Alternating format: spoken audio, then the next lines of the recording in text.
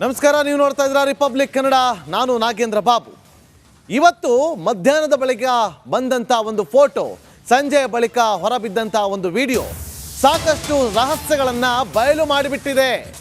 ಜೈಲಿನಲ್ಲಿ Darshan video call ರಹಸ್ಯ ಬಯಲಾಗಿದೆ. ಪೊರ್ಕಿ ಜೊತೆ ವಿಡಿಯೋ ಕಾಲ್ ಮಾಡಿದ್ದು ರೌಡಿ ಶೀಟರ್ ಧರ್ಮ. ರೌಡಿ ಶೀಟರ್ ಕಾರ್ತಿಕೇಯನ್ ಕೊಲೆ ಆರೋಪಿ ಧರ್ಮ.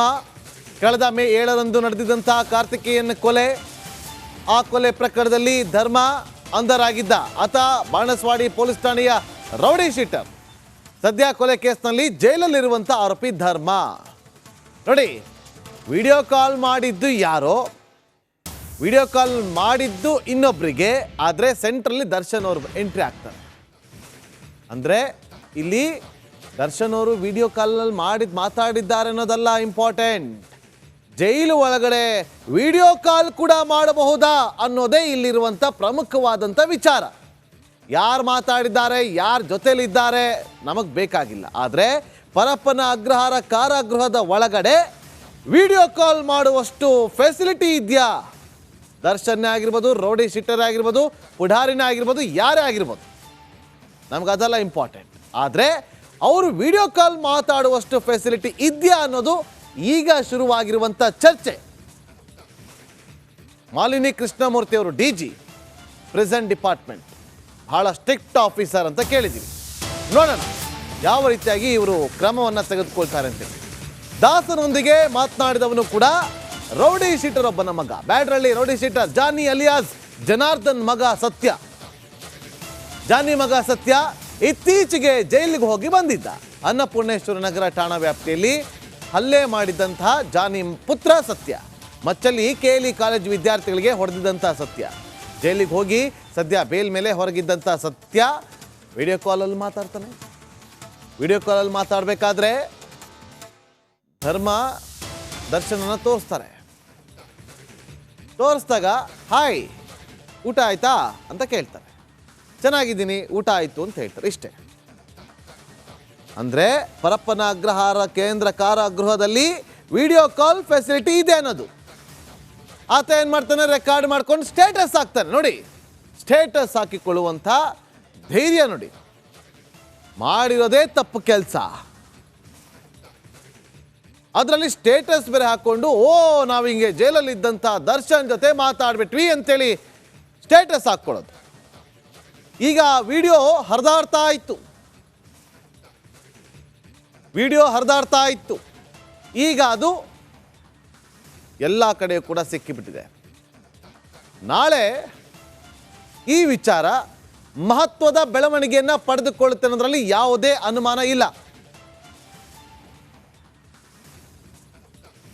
ಮತ್ತಷ್ಟು ಮಾಹಿತಿಯನ್ನು ಕೊಡೋದಕ್ಕೆ ನಮ್ಮ ಕ್ರೈಮ್ ರಿಪೋರ್ಟರ್ ಧ್ರುವ ಸರ್ಜಾ ಈಗ ಲೈವ್ನಲ್ಲಿ ಜಾಯ್ನ್ ಆಗಿದ್ದಾರೆ. ಧ್ರುವ, ನೋಡಿ, ಇಲ್ಲಿ ಪ್ರಶ್ನೆ ಉದ್ಭವ ಆಗ್ತಿರೋದು ಒಂದೇ, ಫೋನ್ ಕಾಲಲ್ಲಿ ದರ್ಶನ್ ಮಾತಾಡಿದ್ರೋ ಅಥವಾ ಫೋನ್ ಇನ್ನೊಬ್ರು ತಂದು ಕೊಟ್ಟರೋ, ಫೋನ್ ಬೇರೆಯವ್ರು ತಂದು ಕೊಟ್ಟರೋ, ಅಥವಾ ನೆಟ್ವರ್ಕ್ ಬಳಕೆ ಆಗ್ತಿದ್ಯೋ, ಫೋನ್ ಯೂಸ್ ಮಾಡ್ತಿದ್ದಾರೋ ಅನ್ನೋದಲ್ಲ. ಆದರೆ ಒಳಗಡೆ ಇಂಥ ಫೆಸಿಲಿಟಿ ಇದೆಯಾ ಅನ್ನೋದು ಇಂಪಾರ್ಟೆಂಟ್. ಈಗ ಇದ್ರ ಬಗ್ಗೆ ತನಿಖೆ ಆಗಬೇಕು. ಯಾರು ಮಾತಾಡಿದ್ದಾರೆ ಅನ್ನೋದಲ್ಲ, ಅದು ನೆಕ್ಸ್ಟ್ ಹೇಗೆ ಬಂತು ಅಂತೇಳಿ ತನಿಖೆ ಆಗಬೇಕು.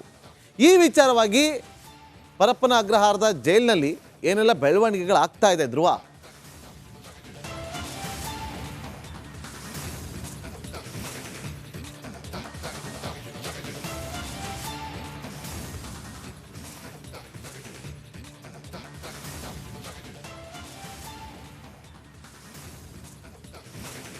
ಎಸ್ ನಾಗೇಂದ್ರ, ಮುಖ್ಯವಾಗಿ ಒಂದು ಫೋಟೋ ಹಾಗೆ ಒಂದು ವಿಡಿಯೋ ಯಾವಾಗ ವೈರಲ್ ಆಯಿತು ಪರಪ್ಪನ ಅಗ್ರಹಾರದ ಜೈಲು ಒಳಗಡೆ ಇರುವಂತಹದ್ದು, ಆವಾಗಲೇ ಈ ಹಿರಿಯ ಅಧಿಕಾರಿಗಳು ಕೂಡ ಅಲರ್ಟ್ ಆಗಿದ್ದಾರೆ.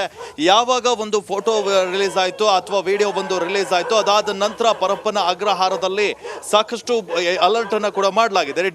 ಜೈಲಿನ DG ಆದಂತಹ ಮಾಲಿನಿ ಕೃಷ್ಣಮೂರ್ತಿ ಅವರಿಗೆ ಇವರು ಗೃಹ ಸಚಿವ ಪರಮೇಶ್ವರ್ ಅವರು ಕಾಲ್ ಮಾಡಿ ಒಂದು ಮಾಹಿತಿಯನ್ನ ಕೂಡ ಪಡ್ಕೊಂಡಿದ್ದಾರೆ.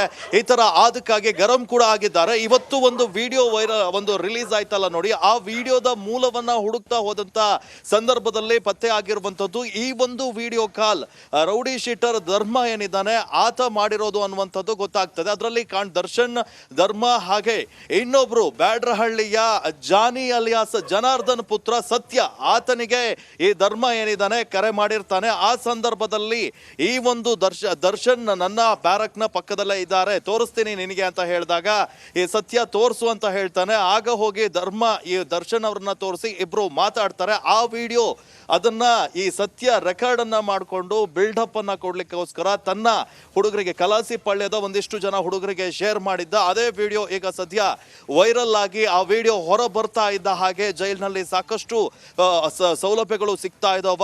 ಐಷಾರಾಮಿ ಜೀವನ ಇವರು ಲೀಡ್ ಮಾಡ್ತಾ ಇದ್ದಾರೆ. ಇಲ್ಲಿ ಮೊಬೈಲ್ ಹೇಗೆ ಬಂತು ಎನ್ನುವಂತ ಸಾಕಷ್ಟು ಪ್ರಶ್ನೆಗಳು ಕೂಡ ಇಲ್ಲಿ ಉದ್ಭವವಾಗಿದ್ದಾವೆ. ಜೈಲಿನ ಅಕ್ಕಪಕ್ಕದ ಇರುವಂತಹ ನಿವಾಸಿಗಳಿಗೆ ಒಂದು ಫೋನ್ ಕರೆ ಮಾಡೋಕ್ಕೂ ಕೂಡ ಕಷ್ಟ ಆಗುವಂತ ಪರಿಸ್ಥಿತಿ ಇರುವಂತಹ ಸಂದರ್ಭದಲ್ಲಿ ಜೈಲಿನ ಒಳಗಡೆ ಇರುವಂತಹ ಕೈದಿಗಳಿಗೆ ಯಾರು ಈ ನೆಟ್ವರ್ಕ್ ಅಂದ್ರೆ ನೆಟ್ವರ್ಕ್ ಹೇಗೆ ಸಿಕ್ತು, ಮೊಬೈಲ್ ಅವ್ರ ಕೈಗೆ ಹೇಗೆ ಹೋಯ್ತು ಎನ್ನುವಂತಹ ಸಾಕಷ್ಟು ಪ್ರಶ್ನೆಗಳು ಇಲ್ಲಿ ಮೂಡ್ತಾ ಇದ್ದಾವೆ. ಈ ವಿಚಾರಕ್ಕೆ ಸಂಬಂಧಪಟ್ಟ ಹಾಗೆ ಹಿರಿಯ ಅಧಿಕಾರಿಗಳು ಕೂಡ ಈಗ ಅಲರ್ಟ್ ಆಗಿದ್ದು ಆಂತರಿಕ ತನಿಖೆಯನ್ನ ಮಾಡಲಿಕ್ಕೆ ಕೂಡ ಮುಂದಾಗಿದ್ದಾರೆ. ಈ ವಿಚಾರದಲ್ಲಿ ತಪ್ಪಿತಸ್ಥರು ಯಾರು ಎನ್ನುವಂಥದ್ದನ್ನ ಕೂಡ ಇಲ್ಲಿ ಕಂಡುಹಿಡಿಯುವಂತಹ ಒಂದು ತನಿಖೆಯನ್ನ ಕೂಡ ಕೈಗೊಳ್ತಾ ಇದ್ದಾರೆ. ನಾಗೇಂದ್ರ, ಓಕೆ, ಥ್ಯಾಂಕ್ ಯು ಧ್ರುವ. ನೋಡಿ, ಇವತ್ತು ವಿಡಿಯೋ ಕಾಲಲ್ಲಿ ಯಾರೊಬ್ರು ಮಾತಾಡಿದ್ದಾರೆ ಅಂತಂದ್ರೆ ಇನ್ನು ಬೇರೆ ಯಾರ ಜೊತೆ ಮಾತಾಡಿರ್ಬೋದು ಈ ಪ್ರಶ್ನೆ ಕೂಡ ಉದ್ಭವ ಆಗುತ್ತೆ.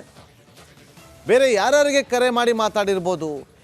ಈಗ ಜೈಲು ಅಧಿಕಾರಿಗಳು ತನಿಖೆಯನ್ನು ನಡೆಸೋದಕ್ಕೆ ಮುಂದಾಗಿದ್ದಾರಲ್ಲ, ಹಿರಿಯ ಅಧಿಕಾರಿಗಳು ಒಂದು ಕೆಲಸ ಮಾಡಬೇಕು, ದಯವಿಟ್ಟು ನೋಟ್ ಮಾಡ್ಕೊಳ್ಳಿ. ಇಷ್ಟು ದಿನ ಯಾರೆಲ್ಲ ಹೋಗಿ ಭೇಟಿ ಮಾಡಿ ಬಂದಿದ್ರಲ್ಲ, ಯಾವ ಕಾರಣಕ್ಕೋಸ್ಕರ ಹೋಗಿ ಭೇಟಿ ಮಾಡಿ ಬಂದಿದ್ರು ಅನ್ನೋದು ಕೂಡ ಈಗ ಗೊತ್ತಾಗಬೇಕು. ಏನು ಕಾರಣ ಅಂತೇಳಿ ಎಲ್ಲರನ್ನೂ ಕರೆಸಿ ವಿಚಾರಣೆ ಮಾಡಿ. ಮೊನ್ನೆ ಹೋಗಿದ್ರಲ್ಲ ಕೆಲವರು, 3 ಜನ 4 ಜನ ಇದ್ರು. 3 ಜನ ಯಾರು ಅಂತ ಗೊತ್ತು, 4ನೇ ಒಬ್ಬ ವ್ಯಕ್ತಿ ಇದ್ದ ಅಲ್ಲಿ. ಆತ ಯಾರು, ಏನಕ್ಕೆ ಹೋದಂತ ತನಿಖೆ ಆಗಲಿ. ರಾಜಕಾರಣಿಗಳ ಇಲ್ಲಿ ಪ್ರಭಾವ ಇಲ್ವಾ, ಅದು ಕೂಡ ಇದ್ದೇ ಇರುತ್ತೆ. ರಾಜಕಾರಣಿಗಳು ಕೂಡ ತುಂಬ ಜನ ಪ್ರಯತ್ನ ಪಟ್ಟಿದ್ರು ಹೋಗಿ ಭೇಟಿ ಮಾಡೋದಕ್ಕೆ ಅಂತೇಳಿ. ಈಗ ಅಲ್ಲಿ ರೌಡಿ ಶೀಟರ್ನನ್ನೇ ಅಲ್ಲಿ ಭೇಟಿ ಮಾಡಿದ್ದಾರೆ ಅಂತಂದರೆ ಜೈಲಿನ ಒಳಗಡೆ ಇರುವಂಥ ನಾಗೇಂದ್ರ ಅವರನ್ನು ಮೀಟ್ ಮಾಡಿರೋದಿಲ್ಲ ಅನ್ನೋದಕ್ಕೆ ಏನು ಕಾರಣ? ಮೀಟ್ ಮಾಡಿರೋದಿಲ್ಲ ಅನ್ನೋದಕ್ಕೆ ಹೇಳೋದಕ್ಕಾಗಲ್ಲ, ಮೀಟ್ ಮಾಡಿರ್ಬೋದು.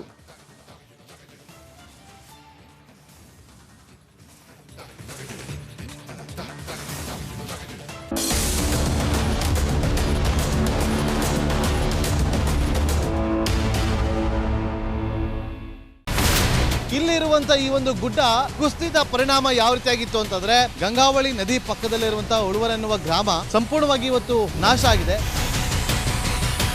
ಮನೆ ಮಠ ಏನಿಲ್ಲ, ಎಲ್ಲ ಹೋಗ್ಬಿಟ್ಟಿದೆ.